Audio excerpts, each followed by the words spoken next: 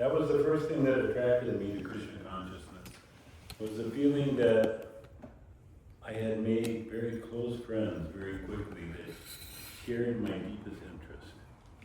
So it was very clear that these were the persons I could most deeply relate to, and who would always be there for me whenever I needed them.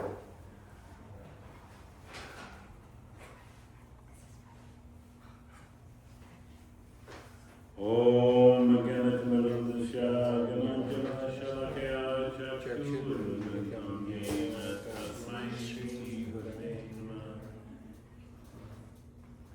Namo Vishnudaya Krishnasaya Bhutale Srimate Bhaktivedanta Swami Namane Namaste Saraswati Devi Gauravani Pacharine Nirvishesha Shunyamati Prakshashamane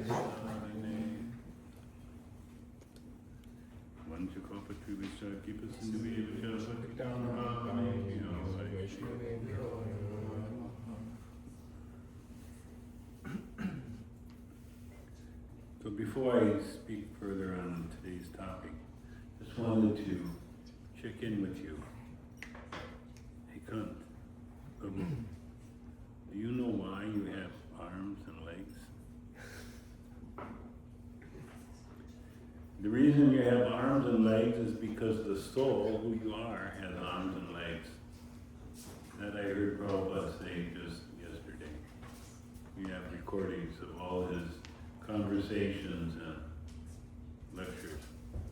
He said that because the soul has arms and legs, therefore the physical body, the material body, has arms and legs. So the soul, who we are, has a form, but it's not made out of blood, and not made out of flesh, and so many other things. It is pure spirit.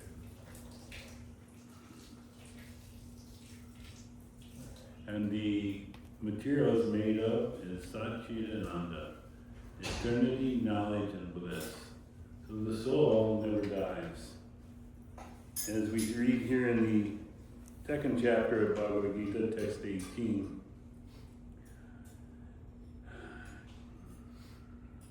Antavanta ime deha nitya yokta saririna anasino prameyasya dasmid yudhyasya bhadata. The material body of the indestructible, immeasurable, and eternal living entity is sure to come to an end. Therefore, fight, O descendant of Bharata. So, His Divine Grace, Srila Prabhupada, my beloved spiritual master, explains with the purport. The material body is perishable by nature. It may perish immediately or may do so after 100 years. It is a question of time only. There is no chance of maintaining it indefinitely. But the spirit soul is so minute, it cannot even be seen by an enemy, to say nothing of being killed. As mentioned in the previous verse, it is so small that no one can have any idea how to measure its dimension. So from both viewpoints, there is no cause of lamentation, because the living entity, as he is, cannot be killed, nor can the material body be saved from any length of time or permanently protected. So this is Krishna's explaining to Arjuna this basic spiritual knowledge.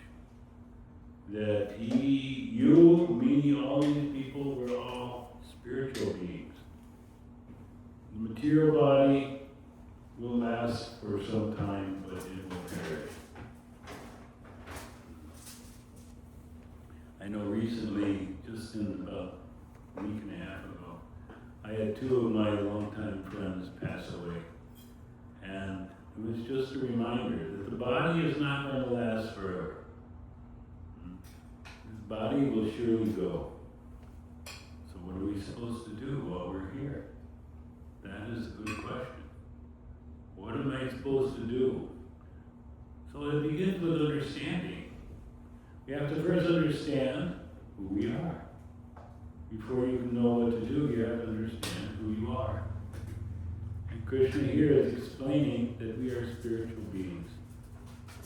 But that spiritual being that we are situated in the heart that is smaller than 1/10,000th particle of the tip of a hair.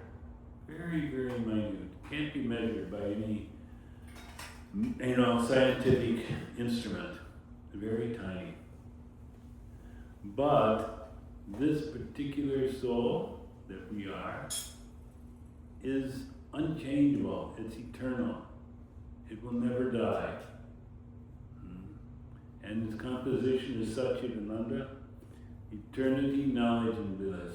So this material body has a different composition. Blood, skin, hairs, bones, all these things. But the spiritual body is composed of Satchit and Ananda. So then the next question is, I see this whole universe around me. What is the source of all this? Certainly I did not create it. How did it come to be? And this we know by starting with the concept that there is God, the Supreme Being. That Supreme Being, He's created everything. Everything has origin in Him. It is all His energy. But we get to know through a process of bhakti much deeper about Krishna. We learn what He likes. We learn what He does. We learn how He interacts with His friends, His family, and so many people. We get to see Krishna is a person. Just as we are persons, we are individual, Krishna is a person.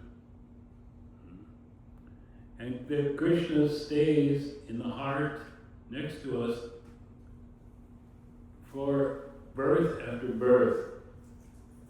What is He doing? He's waiting.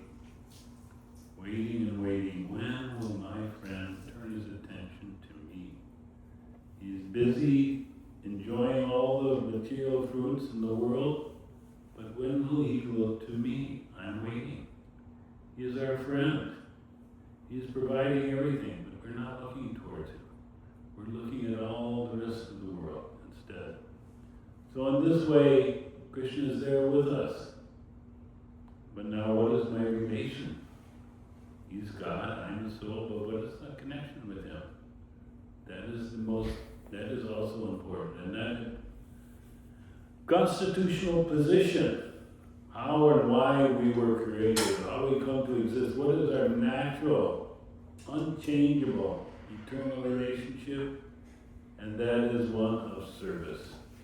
We are meant to serve the Lord. So the process of Bhakti Yoga, we learn what are those ninefold processes that please the Lord. Hearing, chanting, remembering, worshiping, and so many others. And that by doing these activities for the pleasure of Krishna, He is pleased, and when He is pleased, we are pleased. We are satisfied. So this is our relationship, but the process of bhakti takes us very, very deep. And step by step, understanding what is that relationship and how I will know I'm experiencing it. So the first step that has to happen is that right now I've covered myself, covered my vision, covered myself, my consciousness through so many layers of forgetfulness that I become asleep to who I am. I don't even realize anything about my eternal existence. So first we have to Chaito Darpana Marjan, cleanse the heart, purify the heart. And that primary process is given to us by Krishna Himself, who appeared 500 some years ago in Bengal, Nagari. And he came to teach us this process. He comes as Krishna 5,000 years ago as the Supreme Lord and shows who he is. And he relates closely, exchanges love with all his devotees. Because this is Krishna. What he wants is our love. He doesn't need anything else. He wants our love. And each one of us has a unique, special, out of all the bazillion forms, living entities, we have something unique to offer Krishna. And Krishna wants it. Krishna desires it. Krishna is waiting. So 500 years ago, Krishna invented again, this time in a somewhat hidden form, but to teach us how to practice bhakti. And that form is known as Caitanya Mahapprabhu. He came and he showed us and explained to us that the process of cleansing the heart and realizing who we are, the main process, the most successful, the most powerful process is the chanting of the Hare Krishna mantra. So he inaugurated this and he requested that we do this. And the first step that happens is the heart is cleansed.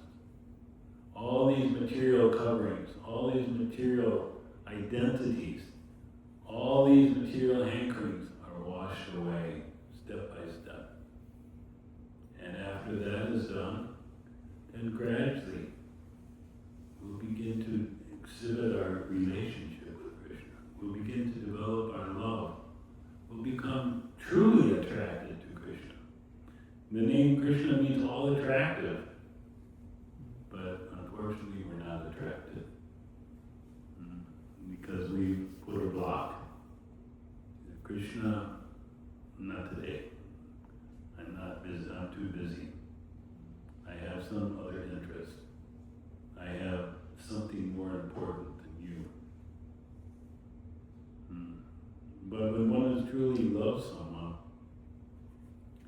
there's nothing more important than that relationship.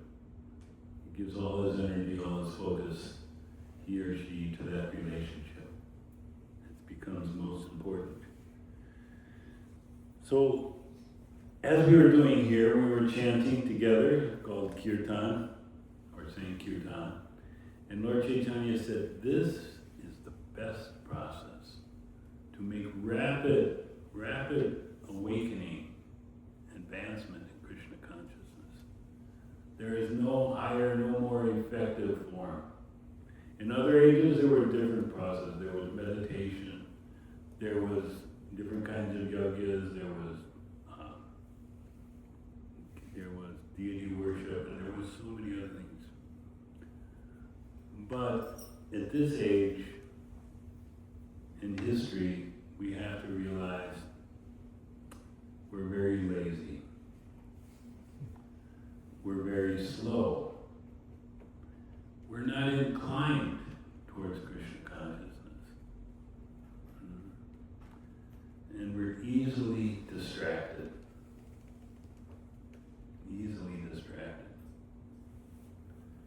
So each one of us can look in our own hearts and see how this applies to us, that this is our condition. And in spite of all this, in addition to all this, we have so many bodily difficulties, mental difficulties that are always harassing us. Three types of misery. Misery coming from material nature is too hot, too cold, too rainy, too snowy, too windy, on, the list goes, and we suffer. Then the next one is that other living beings are giving me pain and suffering. Other animals, other plants. It's like my wife was mentioning, we have a problem around our house. We have a plant. It's very nasty. You know what it's called? Poison ivy. You ever put that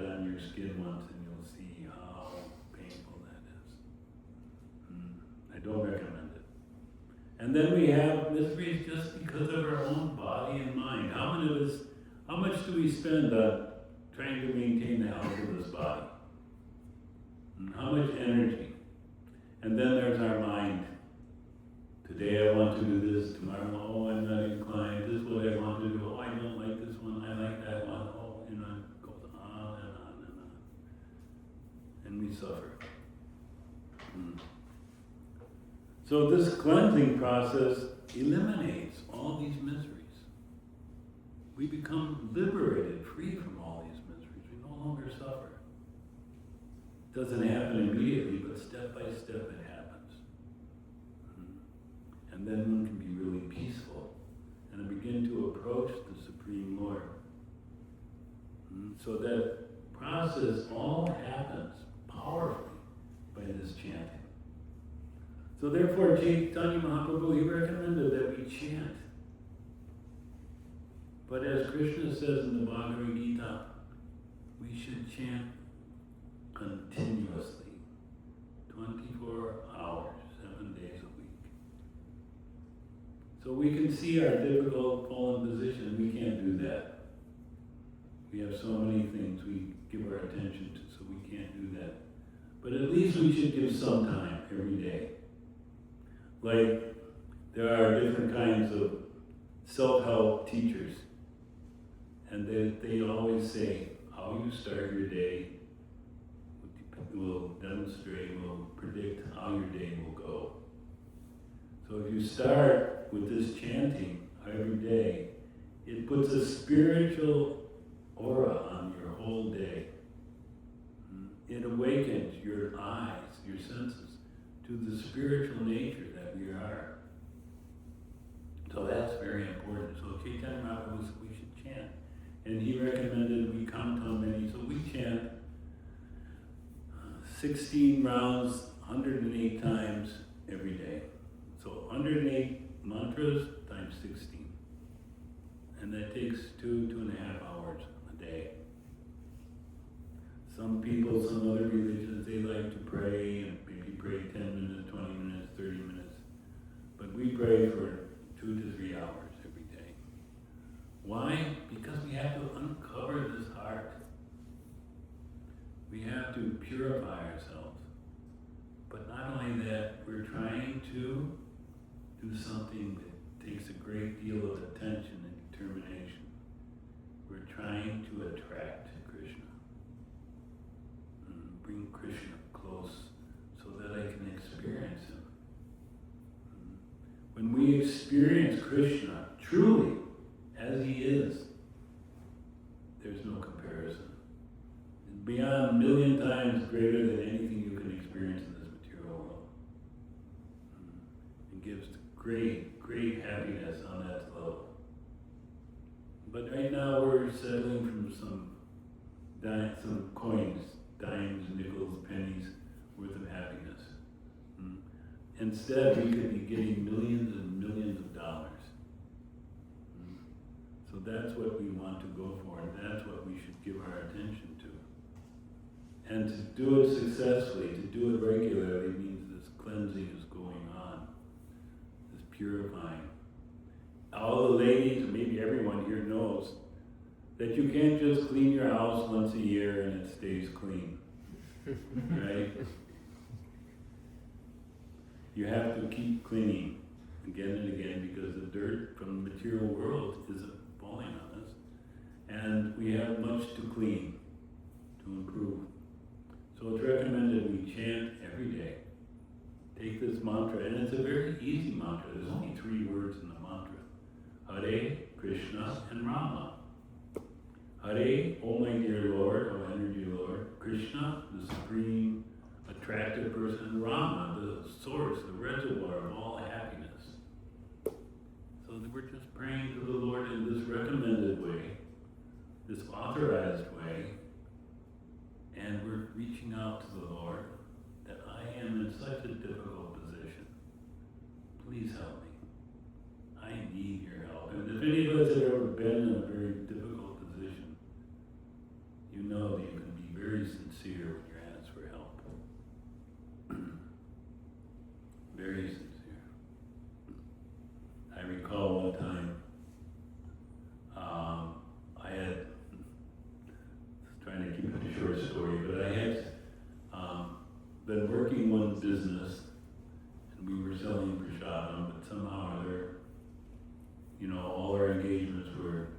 seasonal, so we couldn't do anything till the next spring.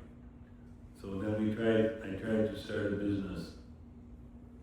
And that business was, of course, 40 years ago.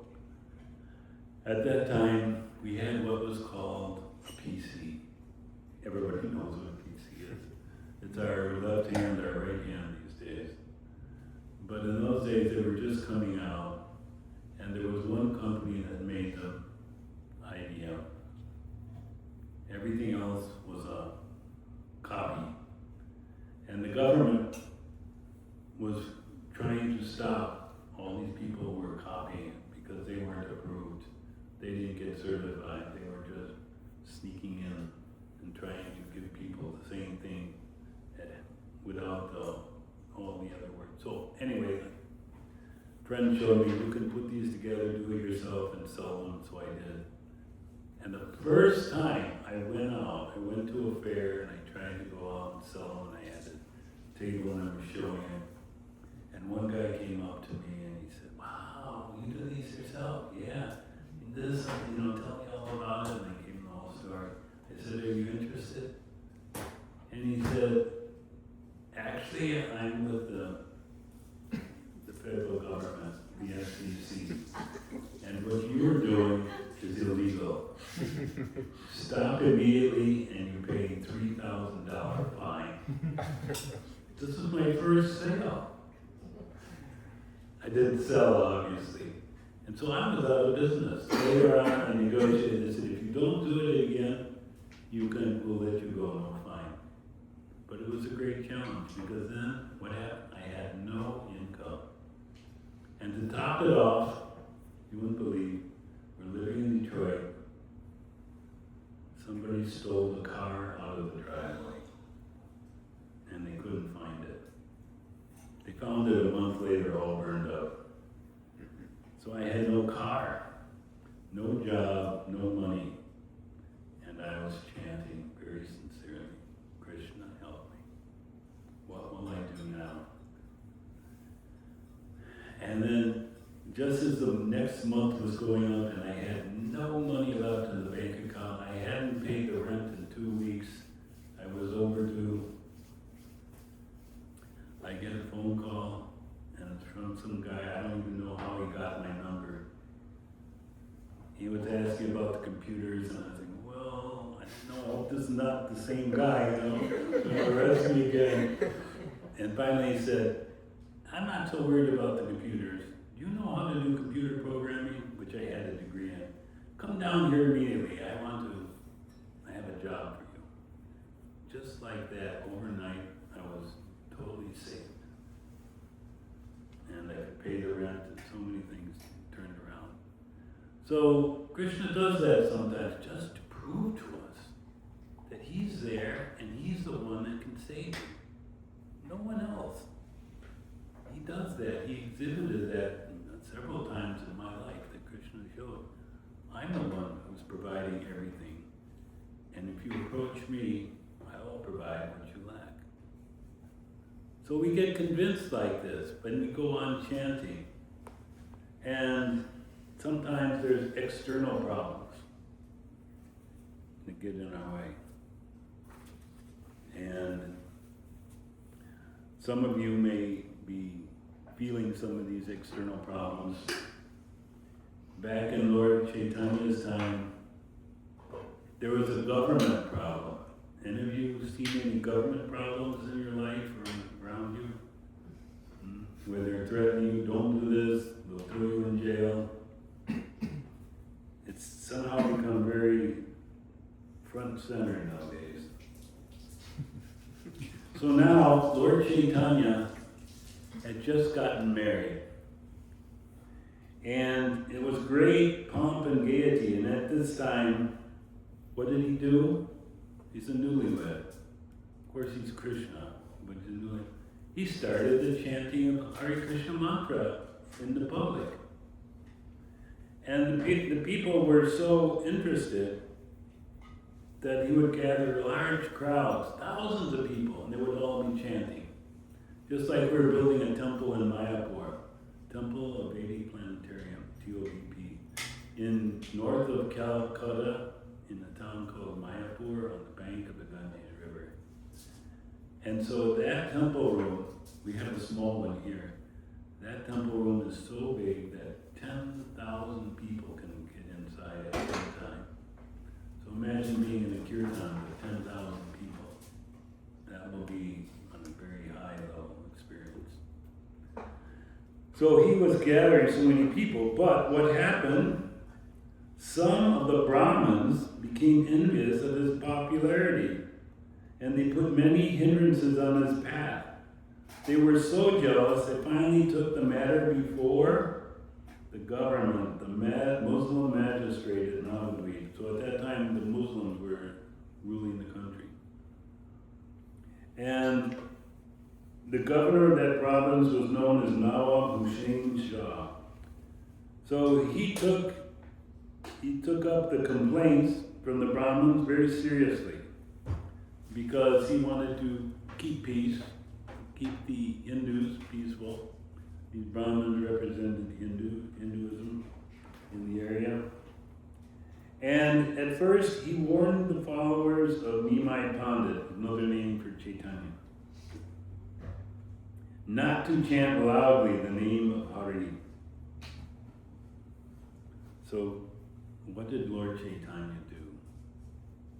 By now you should have a clue. Lord Caitanya asked his followers to disobey the orders of the Qazi. And they went on congregational Sankirtan chanting as usual. So then what does the government officer, the government magistrate do? The magistrate then sent his policeman who interrupted the kirtan and broke some of the mridanga. So we have a mridanga here. We can break it, but I don't think we want to.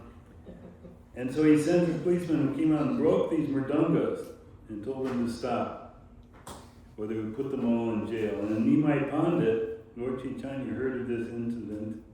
What does he do? He organized a party for civil disobedience. Sometimes they do, when they don't agree with the government, they do civil disobedience. Of course, he's against the threat. The soldiers, the army, the policemen were all going to arrest them and break all their mridangas. So he organized the process. He was a pioneer of civil disobedience movement for India for the right cause. So that's interesting.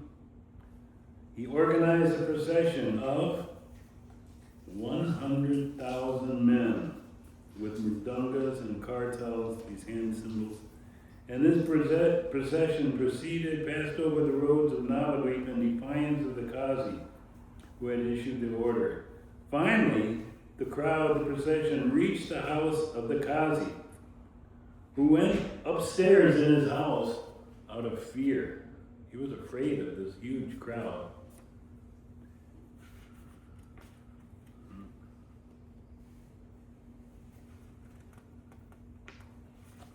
Sorry, the page is stuck. There it is.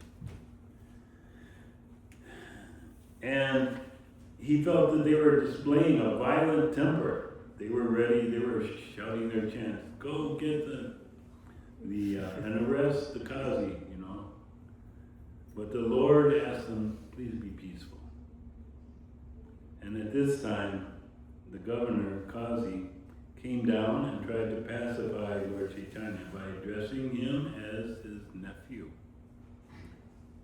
He pointed out that Nilambar Chakravarti, who was his mother's uncle, had referred to him as an uncle. And consequently, Srimati Sasi Devi, the mother of Lord Caitanya, was his sister. So he asked the Lord that whether his sister's son could be angry at his maternal uncle. And the Lord replied that since the Qazi was his maternal uncle, he should receive his nephew well at home. So we see this little interaction that goes on. The Qazi is begging to be considered as a relative and giving kindness and special treatment. And Lord Caitanya said, yes, but then you have to reciprocate and act as a relative, a friend for all of our needs of chanting. So then they entered into a little discussion, and they discussed the Koran and the Hindu Shastras. And the Lord Caitanya raised the question of cow killing. And he asked him, what does it say about cow killing in the Koran? And the Qazi properly answered him by saying, yes, this is permitted in the Koran. And in turn, the Qazi questioned Lord Caitanya about cow sacrifice mentioned in the Vedas. And the Lord replied that such a sacrifice mentioned in the Vedas is not actually cow killing. So some of you may have heard that in the Vedas it talks about we can do a sacrifice, fire sacrifice, and put a cow in there to kill a cow. But he said that's not cow killing. Why? Because in that sacrifice, an old bull or cow was sacrificed, and the Brahmins, the priests, were so powerful that by chanting mantras, that soul took on a brand new young body of a bull or a calf. So they rejuvenated the old bull or the old cow by their mantras, by their potency. So it wasn't killing, it was just giving them a new body. But in Kali Yuga, which is now, been going on for how many years? 5,000 years, yeah, since the time of Lord Krishna. Cow sacrifices are forbidden because there are no qualified Brahmins capable of conducting such a sacrifice. So one has to be very pure, very advanced in knowledge, very well trained, expert in chanting, because there's actually an example given in the Bhagavatam that one Brahmin was chanting and he was asked to chant this mantra so that he would be protected from this by this demon. This horrible person would come and protect him. But he chanted one syllable with the incorrect way. And instead of getting a demon to kill that person, he created a demon that actually was his friend. So that's just an example of how slight discrepancy in the mantras will get a different result. And there are no such qualified people. So therefore, in this age, Kali Yuga, all the yajna sacrifices are forbidden because they are useless attempts by foolish men. In Kali Yuga, the only yajna recommended is Kirtan, chanting of the Hare Krishna mantra. It is recommended for all practical purposes. Speaking in this way, the Lord finally convinced the Qazi, who became his follower. So now we have this Muslim governor becomes a follower of Lord Caitanya. And we see this still goes on even now. Our devotees have met some Muslim people and they become devotees of Krishna. Even in the Middle East, where it's practically unheard of. We have ISKCON temples in Bangladesh and Pakistan. The devotees practice under great difficulty. And then the Qazi was so convinced and so determined now, he made a decree, which governors do. This is what I want. He said that no one should hinder the Sankirtan movement that was started by Lord Caitanya. And he said this order he left in his will, so that in the future none of his descendants would ever interfere with the Sankirtan. And the tomb of the Qazi is still there in Navadvip across from Mayapur, across the Ganga. And great pilgrims and Vaishnavas go there to offer the respects to the Kazi. So, to this day, Prabhupada said the residents, they never objected to saying kirtan, even during the Muslim-Hindu riot days. And you may know of that, back in the 40s, India had independence, and by some, whatever reason, they separated Pakistan and India. And there were so many terrible riots and many people were killed. But here it says during those days, the devotees chanted Hare Krishna, and the Muslim descendants, they didn't bother them. So this is the nature of this Hare Krishna mantra, that even Muslims, we are trying to take this. Lord Caitanya predicted this chanting will go to every town and village in the world. So we have temples in Africa, and Africans are becoming devotees. We have lots of devotees in Russia, and they're devotees. They practice very nicely. We even have gatherings, groups, thousands of interested followers in China, and they follow this practice, chanting Hare Krishna. So it's being accepted universally all around the world through the carrying out of Lord Caitanya's desire by His Divine Grace, ACBSP Swami Prabhupada. And we are, as His followers, are taking this very seriously to spread this. And so we invite you to join us and become happy. Take up this process as your regular process. Think of it as your medicine. You're sick, you have to take some medicine, and you don't take it, you won't get cured. So this chanting Hare Krishna is our medicine to cure us of this disease of material desires, material attachments. Otherwise, at the time of death, we will not be saved. There's nothing that can save us. And we will be transferred, as it describes in the Bhagavad Gita, into a new body, according to our actions and according to our mental state. Which is, we're attracted and interested in material things, then we have to stay here.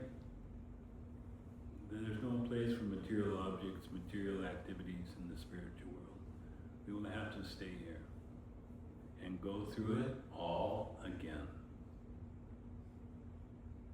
Whatever suffering, whatever difficulties you went through, from being even inside the mother's womb and having to be born, very difficult process, very painful. The child is so much discomfort that he actually loses consciousness, loses all memory, because it's very difficult.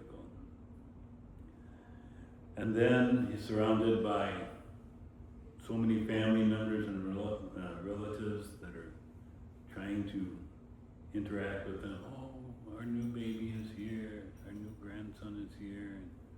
And all this develops, but it's all based on the body.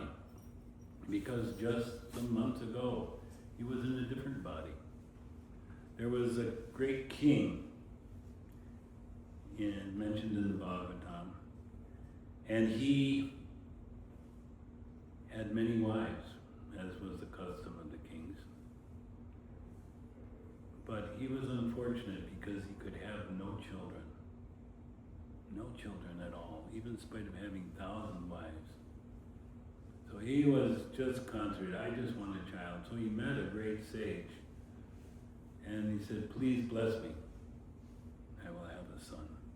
So the sage blessed him, but he said, the son will be cause of your happiness and your distress.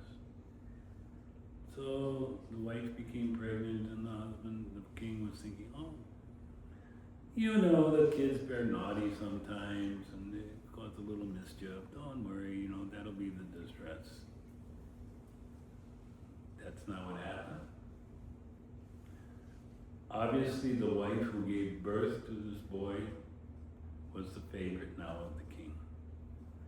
And all the other 999 wives were envious. She is getting all the attention. He is neglecting us. So what did they do? They plotted and they killed that boy. Because they saw him as causing them their unhappiness. And then the king, he was so unhappy, so disturbed. And finally, somehow or other, this sage came back to his kingdom. And he told them, what can I do? Please help me, please help me. He said, please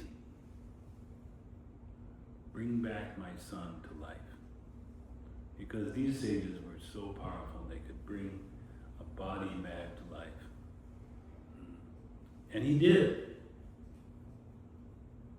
And then the father was overjoyed, and the son looked at him and he said, my son, you're my son. I'm your father. And what did the boy say? Which father?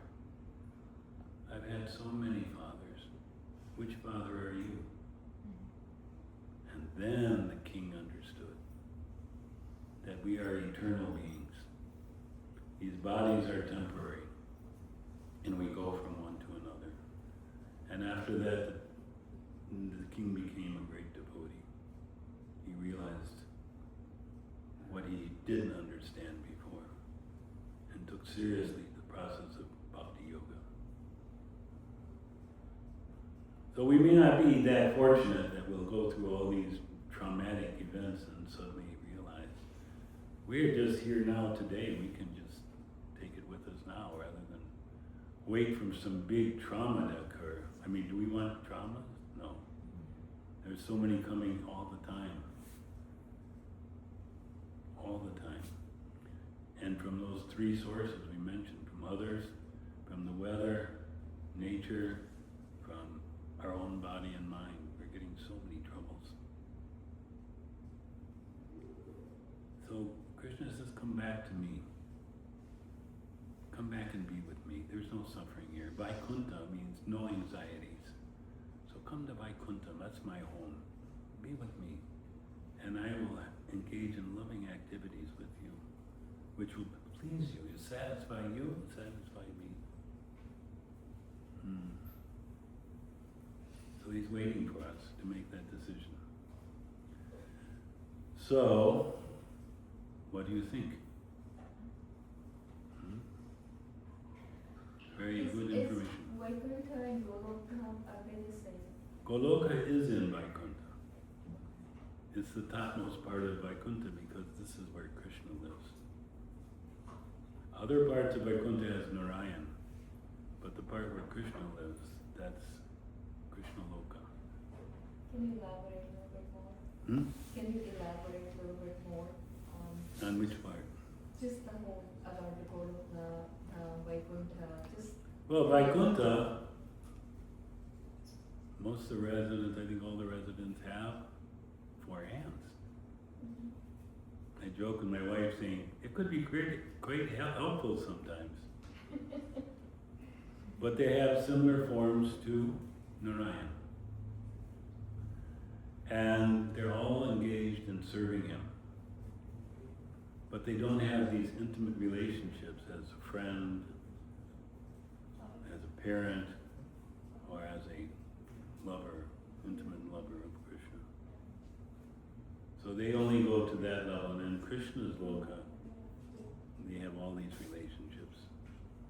Therefore, you can become Krishna's dear friend and go with him, taking the calves out into the field every day and having lunch with him. You can show the Bhagavatam outer cover as the Vaikuntha Bhagavatam. Yeah, this Bhagavatam shows a little bit. Here is all the... Let me see if I can put this right. In the very middle here, says on number 7, Vishnu is lying down in the material universe, in this Garbhodak ocean. His wife, Lakshmi Devi, is there, and from his navel comes a lotus flower. And on top of that lotus flower appears Brahma, the first living being in this universe. And from there, all the creation expands. But then outside that egg-like covering, there's so many more universes of a similar nature. And they're all coming like drops of sweat from the body of Mahavishnu, who's outside of the universe, lying down in the causal ocean. But above him, we see Krishna Loka. And Krishna is interacting with his friends, with his family members, with his mother and father. So like some religions, they say God is the Father. But in Krishna consciousness, we say you can become God's Father. You can be like the Father to God. Have that, why? Because of that relationship. You know, some of you have children, and you know that relationship with your child is very deep. Lots of love there, right?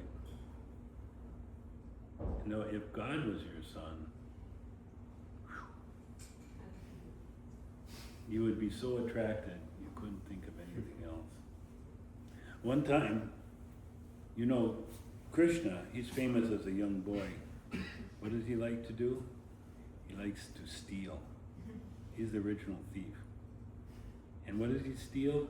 He steals the butter that his mother had made and kept in their storage room.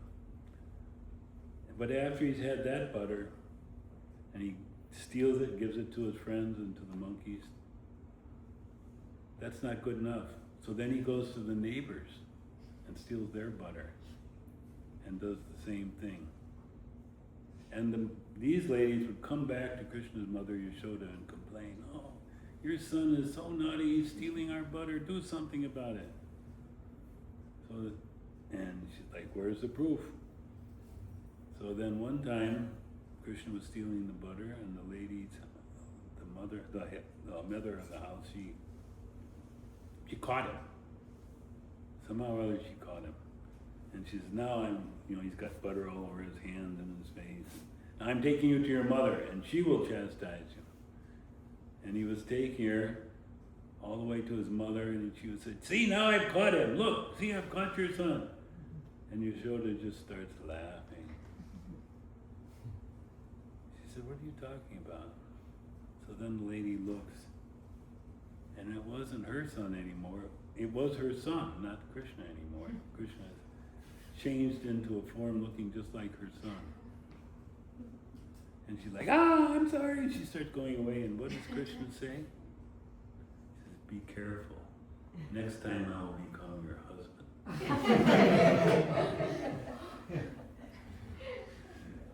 So we can laugh because these are wonderful activities, very charming, very pleasing, and everyone just wants to please Krishna. It's so beautiful. Everyone's thinking, "Oh, if Krishna was only my son, I would be so fortunate." And they all treat him in a very motherly way with so much affection. So that's what we want. We want to have these kind of close relationships with Krishna. But we're not ready. We are like trying to decide if we're going to go in the kindergarten. And then we hear about the one who's got the PhD and we think, "Yeah, I like that." Yeah, but there's a process to get there. We have to go through all the grades before we're ready for that. Krishna just doesn't let you in so easy.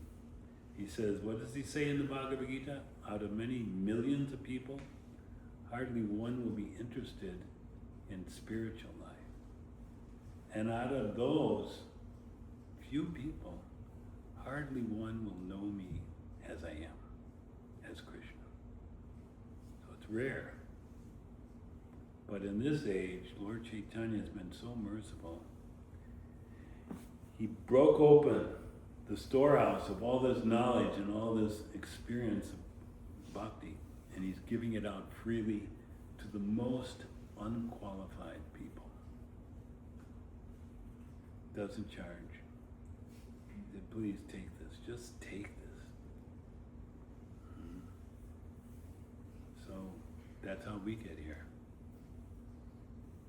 And he kindly sent his servant, Srila Prabhupada to the West, and he picked us up.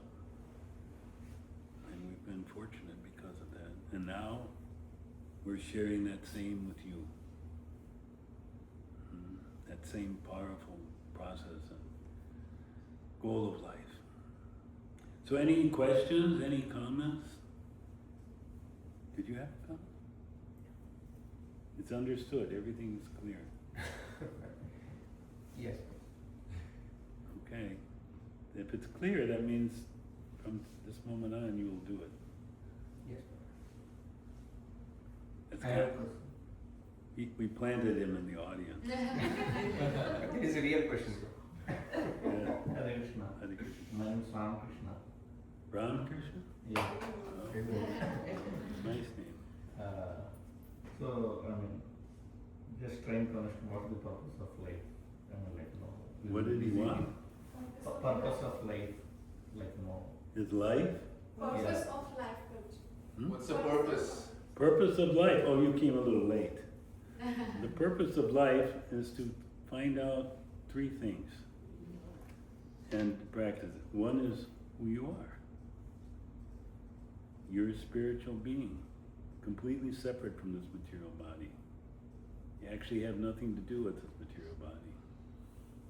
And you reside in the heart, but you're absorbed and attracted to the material energy. So you think, this is my playground. I will become the Krishna here.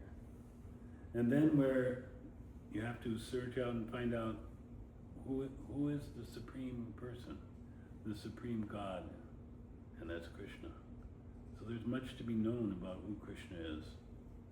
He's described as having 64 special qualities. So what are those qualities? We hardly know. But he has the maximum amount of all these qualities, like strength, beauty, patience, tolerance, mercy, and on and on. And then finally, there's Krishna, there's me. How are we related? So what is that relationship? That relationship is based out of service. When someone's very great, your relationship is to serve that great person, isn't it? That's a natural relationship. So that is our natural, that is our nature to serve. But right now we're serving the wrong places and serving the wrong people. If we learn to serve Krishna, then we will be happy, and Krishna will be happy. We'll learn what real selfless love is, millions of times greater than anything we've ever experienced. That's Krishna. That's what's available to us. Does that answer your question? Yeah, I mean, a lot of questions are there, but yeah. Okay, that's a good sign you I have a don't lot want to, of like, you know. Good thing you have lots of questions, because that's a sign that you're really interested. This is important. Prabhuji, coming back to that story where Krishna took the form, took the form of that lady's son and said, watch out, I could be your husband next time. Coming back to here in this moment right now, do you think Krishna could be playing a pranks, coming into you and just saying that, I'm not so elevated that that would happen. I might like it. It's very loving, very sweet and sincere, but I'm working to be qualified to get there. To be involved in Krishna's Leela is a very rare, special thing. And it's something that it's attainable, but we have to work on it. Now, the next avatar of Kalki. You don't want to be around for that. Some people give false information about Kalki. And when Kali comes, it's like how many years? 300,000 years from now? 400,000 some years. The people are so fallen and nasty. Old age is 30 years old. People eat each other. That's common. All sins are without any restriction.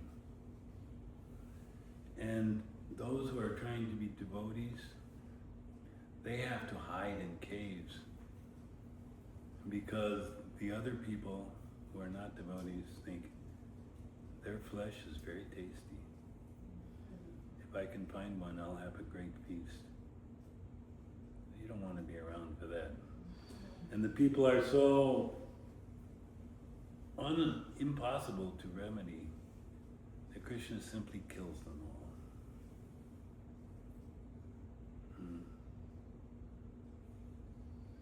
So we don't want to stick around for that. Of course, after that, things become very nice again. But to go through that, no, we don't. I know you don't want that.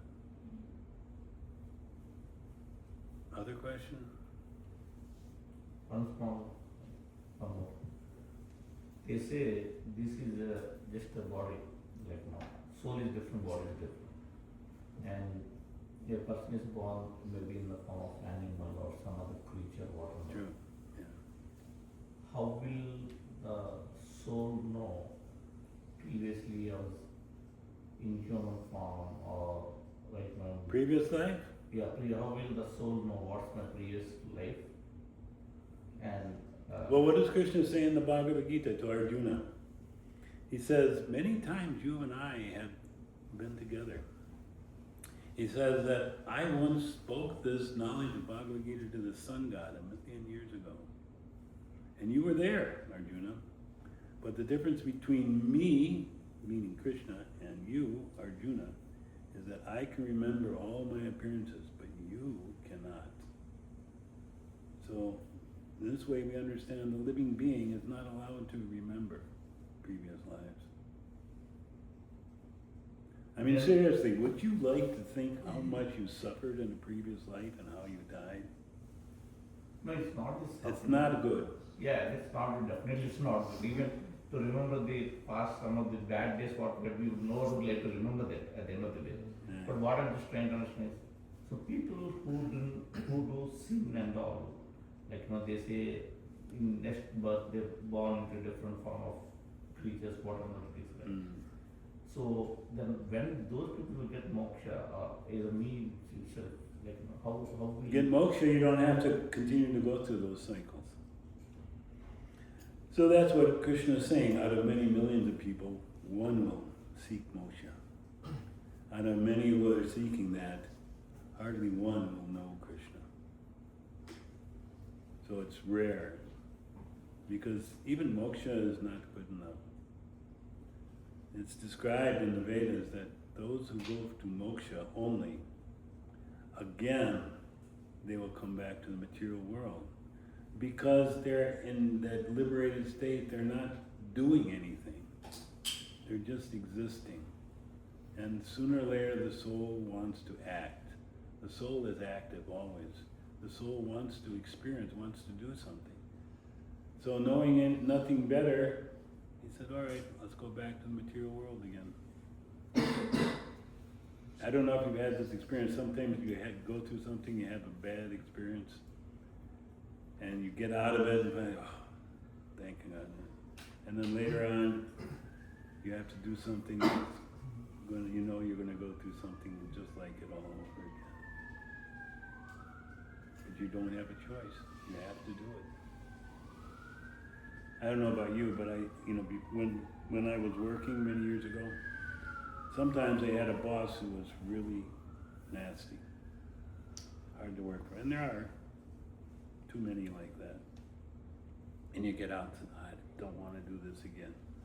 Finally, you get relief, but then you have to go get a job again, and it could be all coming all back around again. I remember because I went having those experiences, then I went for an interview for one job. And I'll be frank, it was at the University of Florida in Gainesville. And the manager of that position, he said, I have a really troublesome employee that doesn't cooperate with me. I've been trying to, I can't fire him because of all the strict rules. You know, he does just enough of whatever he's supposed to do that he can't be fired. So I'm gonna hire you, and your main job is to make his life so hellish he'd rather quit. And I thought, oh my God, I could never do that. I know what it's like. I could never do that to somebody else. So I just walked out of that job offer. But this is life. This is the material world.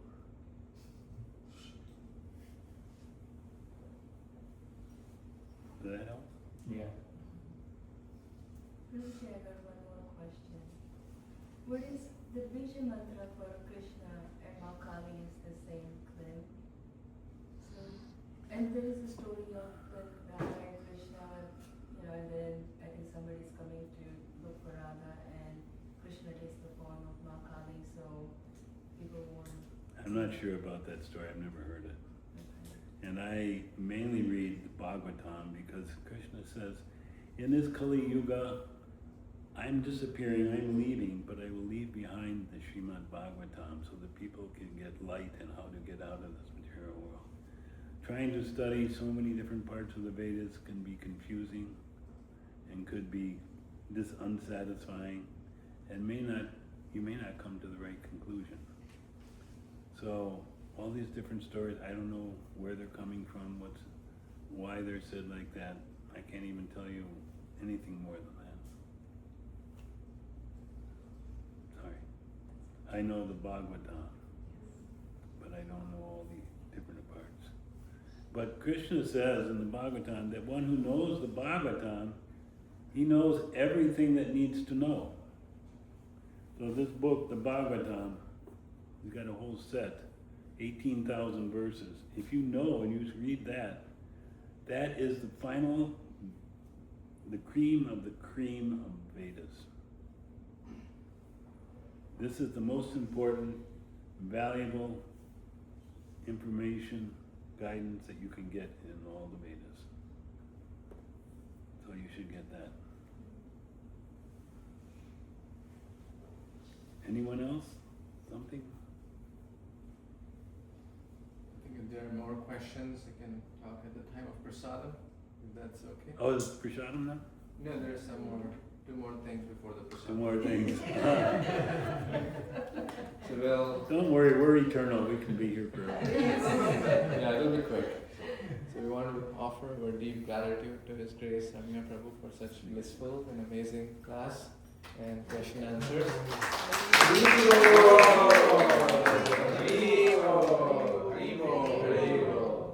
His Grace Ramiya Prabhu ki jai, Prabhupada ki jai, Shri Chaitanya ki jai, Shri Gauranga Mahapprabhu ki jai. Gaura Bhakta Vrinda ki. Jai. Everyone knows a little bit about Gauranga Mahapprabhu now? Who all know a little more than you knew before? Lord Chaitanya Mahaprabhu. He supported Okay, protests to the government. What was the main thing he came for? Why did he come? Who raised your hand with a pop quiz now?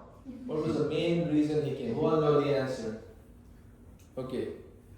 Teach the bhakti, how to practice the bhakti. Yes. Okay. Hare Krishna, Hare